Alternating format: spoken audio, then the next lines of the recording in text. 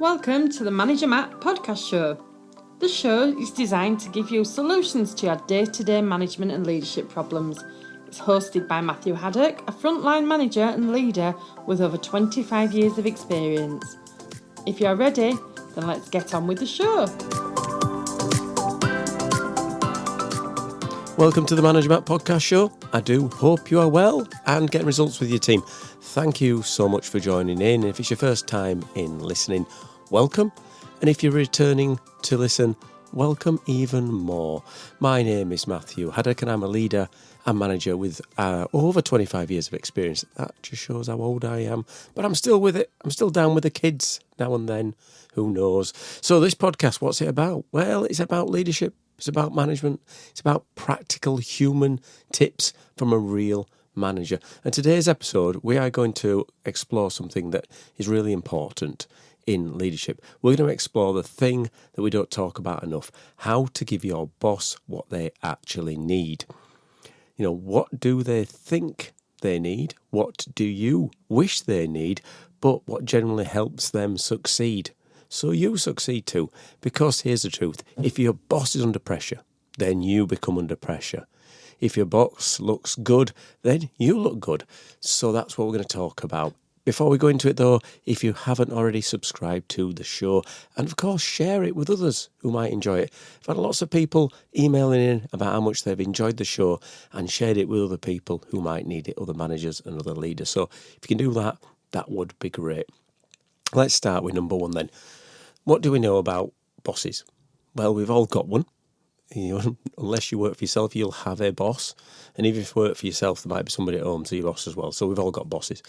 And what does that boss need? What's their needs?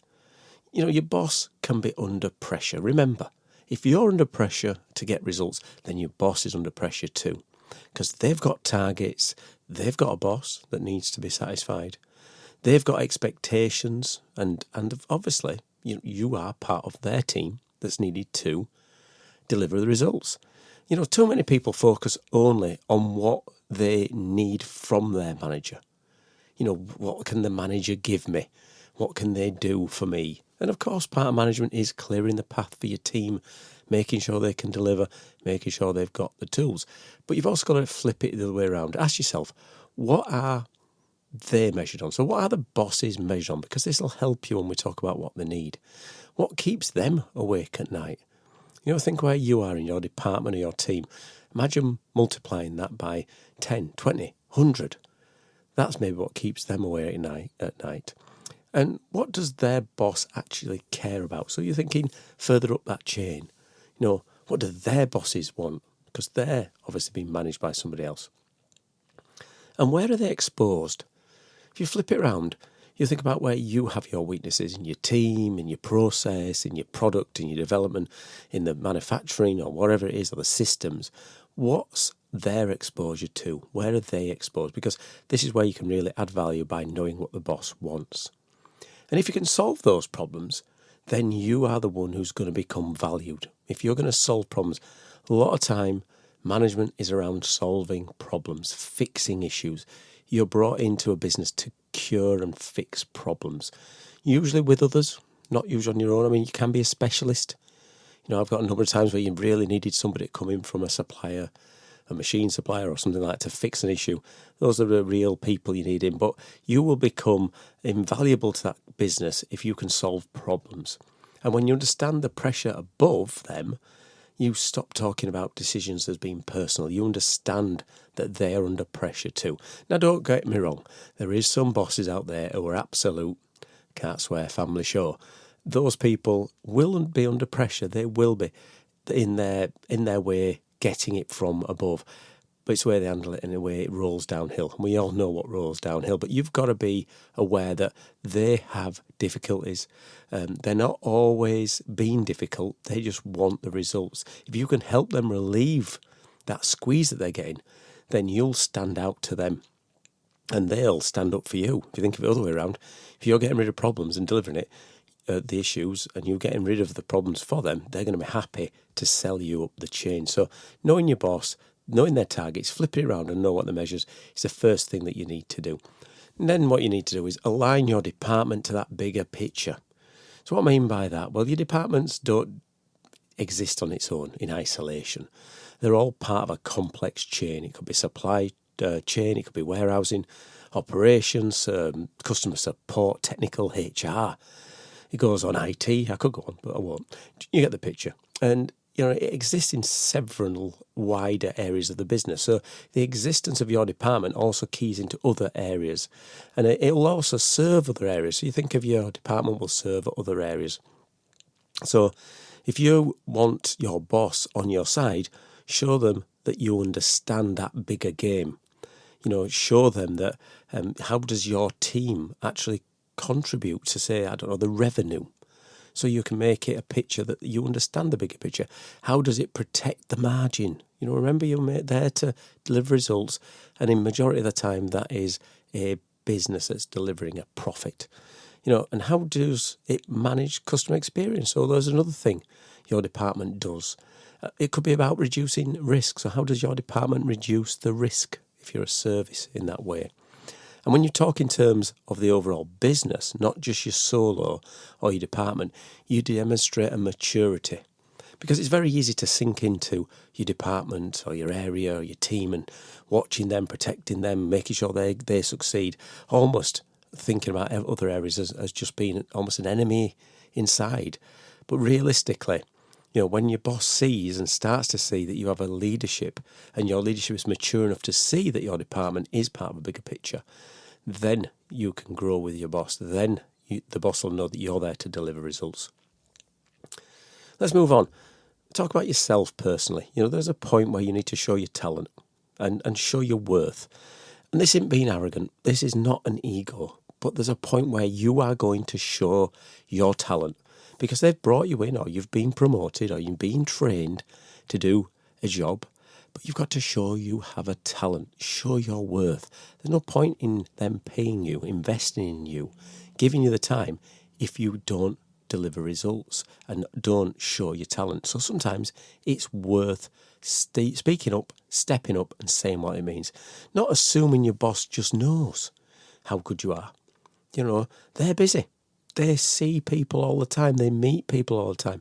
They'll see outcomes from all these different areas. So show you as being the best and show them that you're there, you need to show them your outcomes. Bring those solutions to the table. So if you're talking to your boss, bring them the solutions, not the problems. Whenever I try to deal with my bosses, I always come with that idea of, this is the issue, but these are the solutions I've thought of, or these are the solutions we're working on, or this is what the team's thinking, or these are the way around it. That's much, much better than, this is the problem, boss, what shall we do? Always highlight your wins. Make sure they know. Again, it's very difficult. Sometimes you feel like you're showing off, but, show them, highlight the wins that you've done as a team. Not as your own, but as a team. How have you highlighted? How have you driven people to get results? How have you cleared the path? Show that to your boss. Share the improvements that you've been delivering.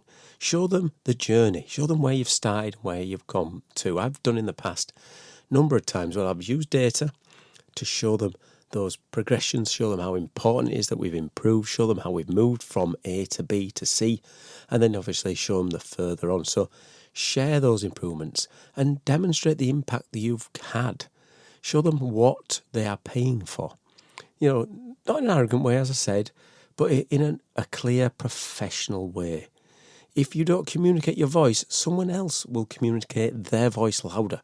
So remember, you're showing your talent, you're not showing an ego, but you are definitely showing your worth.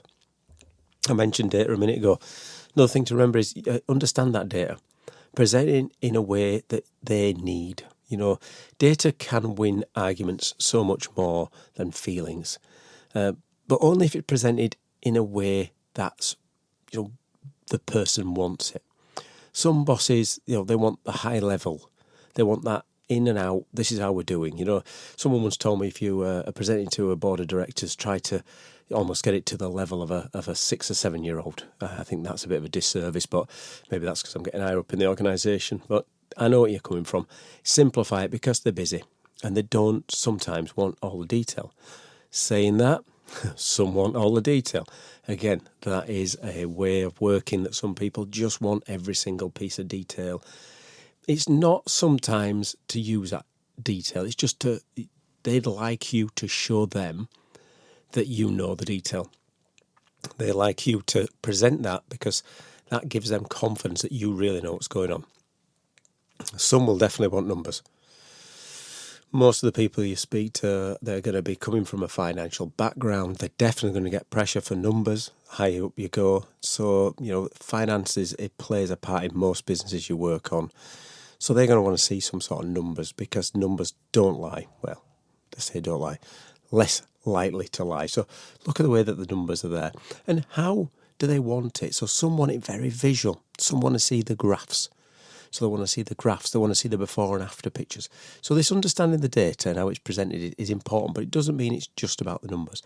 It's just the way some people will want their information given to them, especially your boss. And your job isn't just to gather the data. No, gathering data, computer will do that. AI will do that now. The amount of easy stuff that these computers can do, that isn't the part. The real thing is it's translating it into a language that your boss can understand. If they think commercially, then show that impact in a financial way because it's about, winning. If they think operationally, then show them efficiencies and performance and how that works. And if they're strategic, show them the long-term implications of what you've been doing, making their decisions much easier because they've got the right leadership skills to take it to the next level. That's why they're higher than you. That's why they're the boss. So make their decisions, make it easier for them, and that will mean that the leadership will be better and you will have that better relationship. Remember, it's about giving your boss what they need. Saying all that, of course, it's very simple and easy to sometimes slip into just being a mirror of your boss. And I'm a big believer that you are part of a shadow as a leader. You cast a shadow, and that shadow is something that, you want to be a positive shadow. If you are a negative shadow, then people will become negative. If you are a positive person, they will become positive. But don't become a clone. There's a trap people fall into with this. They try to become their boss. Same opinion, same style, same personality, even same dress in some places, which is freaky weird. But your boss didn't hire you to be a copy. There's no point in that. They hired you for your talent. They need diversity of thinking because if not, they're not going to get a different rounded view. They need challenge, a respectful challenge, but they need to be challenged. They don't want yes men. They need someone who will fill those gaps in their own skill set. You imagine that. Again, flip it back the other way. Do you want a team full of yes people? Do you want all these people to be the exact mirror of you? No, of course not, because you're not going to have diversity. You are going to have weaknesses. You may think you're the cleverest person in the room. You may think you're the best leader. You may think you're a superstar. And in some areas you will be. But you can't be in every area. So just make sure that you are someone who fills those skill gaps for your boss. You're not the clone, but you're aligned. You're supportive. But don't just disappear to being the same as what they've already got. They don't want that. So don't become a clone. And saying that leads on to be yourself, but understand you have a role. Authentic matters in business, but so does awareness of that authenticness. You play a role in that wider machine, and there's a role we all play. We're all in front of stage. It sounds cliched, but we do it all the time. We do it in interactions in a social sense. You do it in interactions at working sense. You have a part to play. It's not a mask, it's a part. You play a part, and people will see that. And you play a role with that wider machine of what's going on. So understand what part you play in this. Sometimes you lead from the front and get hold of it and make the decisions. They need that. Sometimes you're the executive. You're looking back and being more thoughtful and more strategic. Sometimes you're the influence. You're not the doer. You're the influencer. And sometimes you actually don't do anything but support. And there's a time that you're just quiet. You sit back. You listen. You take it on board. But being yourself doesn't mean ignoring that structure. You can't just go, well, this is me. I've always been that way. You'll just have to like me as I am. Because you've got to understand the role. Your boss is going to need someone who can play the roles that they need. If it's in front of a customer, they're going to expect a certain way about you. If it's going to become with the clients, and you're out and about, you're going to have to play a certain way. But if it's with your team and you want something else, you're going to have to play it another way. It means bringing your strengths, but making sure it's structured, making sure that you play your part as authentic as you can, but making sure you're aware of how you play the part in this. Because your boss sometimes, and I have told this tale before, some bosses, very negative bosses usually, are very, very insecure, not negative, that's the wrong word, but an insecure boss will feel that you're a threat if you play a certain part. So if you lead the room in front of the customers or investors and you take charge, but you overstep a certain mark and don't understand and you're not aware, then they'll soon turn because they don't like it. And that's insecurity, that's their issue. You could say that. But if they're the ones paying your check and making sure you've got a roof over your head and getting your rent, you've got to be aware of it. So let's not kid yourself that there isn't a way of playing it. But be yourself, but understand your role you play. And that leads into watching out for politics. Let's be honest about this. And I wish it wasn't, but it's always been here for the years I've been. Offices have politics. You can pretend that you don't, and you can say, oh, no, I don't play the politics. And I've even said that myself. Well, what a fool. Or you can even, try to say, well, I learned to navigate it. And then that's probably a good way of thinking about it. But there is going to be politics in every working environment, every place. So what you need to do is you need to understand who influences the decisions in that business. Who are the influencers? Who are the ones with the power? Maybe not the positional power, but the power in the organisation. Who aligns with who? So look at the allies that people have. Where are they? Where are the tensions? Where are the tensions? Sometimes it can be very difficult to pick them up, especially if you're so embedded in.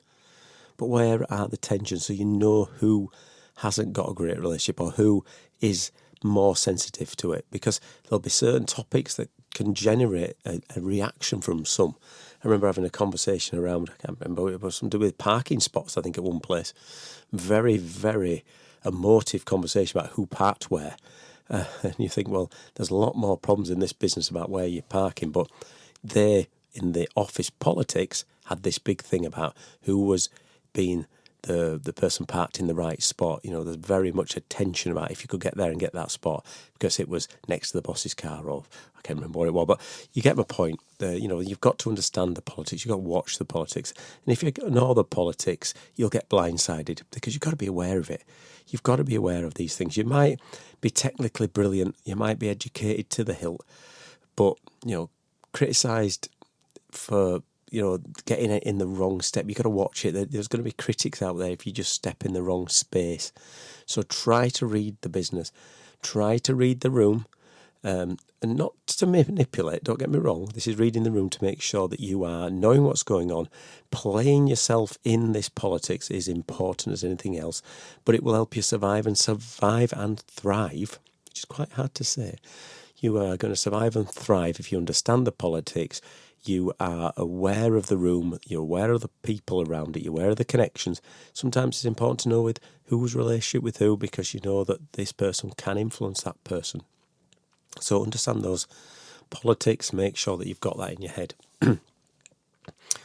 Last one on my list is this idea of being ready to switch directions. Whatever we want to know about our bosses, and this is all about knowing what they need and going through what they need in data and getting all the ways of working with them and understanding it, there's always a reality that your boss may always want more. They'll want more growth, they'll want more effectiveness, they'll want more speed, they'll want more efficiency, they'll want more improvements. And sometimes they go in different directions. So priorities can change. You need to be aware of it. Markets can shift quickly. And strategy evolves fast in some businesses. So you need to make sure that you have got that adaptability, that even though you've been delivering a certain message a certain way and it's been going down well, there may be time where you need to be ready to switch direction. And if you cling on to this, but that was the plan, boss, you're going to struggle. So high performers can adapt quickly. They don't sulk about it. You might have spent a week developing a project or a presentation, but sometimes it's going to change it and it's not going to be important. I've been guilty of it myself, put massive effort into making a great presentation that ended up in the appendix and never got seen. You can't sulk about that. That's just life. That's just business. You need to reset, move on, be flexible, build the trust and understand what your boss needs. So what does it all boil down to? it's complicated, and that's life, isn't it? And your boss has needs. So what is these? If you want your boss on your side, don't manage down, manage up. Understand their pressures. Align to the bigger picture of the organisation. Communicate your value. Present information clearly how they want it. Stay authentic, but understand your role. And try your best to navigate politics so you don't get caught out. And the final one, adapt quickly when things change. When you consistently make your boss's life easier, they'll protect you, they'll back you, and they will promote you, because you're not just doing a job, you're helping them win. And businesses love winners, and business winners stick together. So that's it for the episode of Manager Matt. I do hope you've enjoyed it. And if you've got some feedback, please send it to managermatt@gmail.com or catch me on LinkedIn, Matthew Haddock. I'm under there. You can get me anywhere, ask me some questions. Great to see people from around the world. All over the world have been on there. We've got America, we've got Africa, got all through Europe, into Australia, everywhere. So it's been brilliant. All those different cities, big up to you. But please keep sending in your feedback. I'd love to hear about new ideas you want for the show, challenges to what you think I've been talking about. Could be a load of BS. Challenge it. Let's have a debate and we can go through it. And I'd love to do some more question and answer sessions in the future so we can really play a part in developing your skills and your business as it is. So that's it for Management this week. Thank you so much for listening. And as ever, goodbye. Thank you so much for listening to this Manager Matt podcast. We hope you found it interesting, helpful and actionable. One last thing, please leave a quick review on iTunes or with your podcast provider, as it helps to spread the word of Manager Matt. If you haven't already done so, please subscribe to the podcast, and if you did like anything in particular, send an email to managermattpodcast@gmail.com or visit managermatt.co.uk for more content. Feedback is a gift, so let's keep giving. See you next week.